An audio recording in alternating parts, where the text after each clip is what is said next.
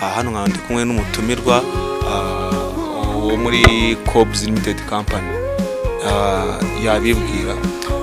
Nitwa Kababera Faustin, nk'abandi CEO wa Cobs Limited Company ikora ikinyobwa cya umwimerere lemon drink.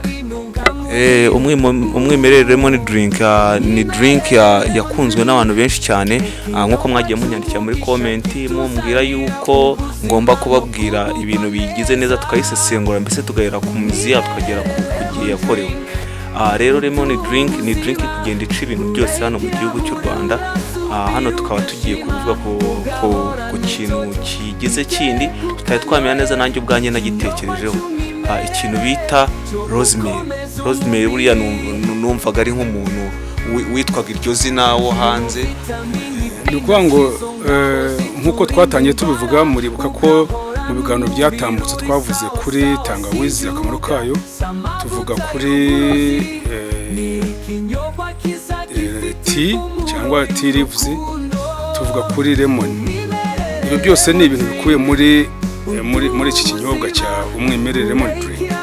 Uyu munsi rero twagira ngo nibura abakiriya cyangwa se abakunzi b'iki kinyobwa tubabwire yuko harimo na rosemary wavuze ngo ni umuntu, n'izina ry'umuntu, ariko burya ni ikizungu, n'izina ry'ikizungu. Ubundi bayita romari cyangwa teyi, inanga niko bajya babivuga, ariko rosemary nayo ni kimwe mu birungo cyane cyane bikoreshwa mu cyayi.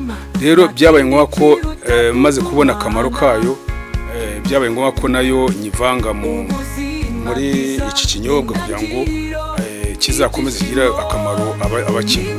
Ni ukuvuga ngo rero teromari cyangwa se rosemary ifite akamaro kenshi, ndetse ntabwo twabivuga ngo tubirangize akamaro kayo, kubera yuko teromari akenshi bazi ko ari ihumuza icyayi, ariko burya irinda asima murayizi, guhumeka, irinda indwara z'udukoko tumwe na tumwe twa bagiteri, mbese ugomba kuvuza bagiteri. Nk'uko nahoze mbivuga, itera impumuro nziza. nk'ubu ngubu iyo unyweye ihumura neza, kandi iteka ryose itera kwihagarika neza. Iyo unyweye wihagarika neza. Babandi ujya kubona ukabona kwihagarika biragorana, iyo unyweye kuko iba yaciye mu mpyiko neza, yogeje, bituma umuntu yihagarika neza. Nyuma yo gutera impumuro, kandi ikindi irinda indwara z'umubiri, z'uruhu, ni ukuvuga ngo ubuheri, iki byose, ibyo byose teromari irabikora. Rero ndumva teromari ifite akamaro kenshi, gusa rero irinda n'imitsi gusaza. Ndabyumva. Rero ndumva ifite akamaro gakomeye cyane. Ahubwo bivuze ati iyo nuziramutse itari mwahangaha, abantu benshi ntabwo bazijya babona umuti, kandi umuti urakeneye cyane. Buriya nta muntu wari uwuzi.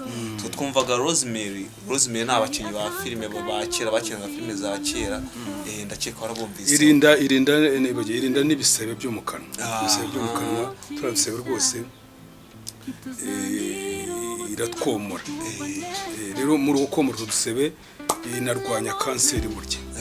Irwanya kanseri burya. Umuntu wese wanyweye kuri kumwimerere mu drink, gupfa kurwara udusebe two mu kanwa, gupfa kurwara kanseri, ni ibintu biri kure cyane.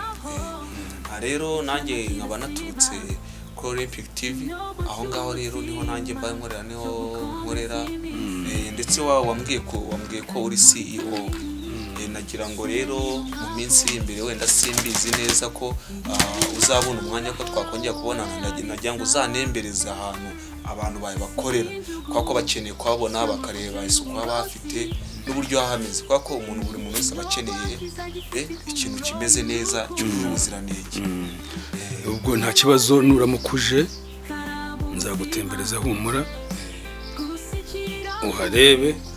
Ni ahantu heza, dukora ahantu heza, amakaro mu nzu, amarange, ibikoresho ni stainless, nta kintu mbese wabiveba iyo urebye uko bimeze. Ni ibintu byiza cyane.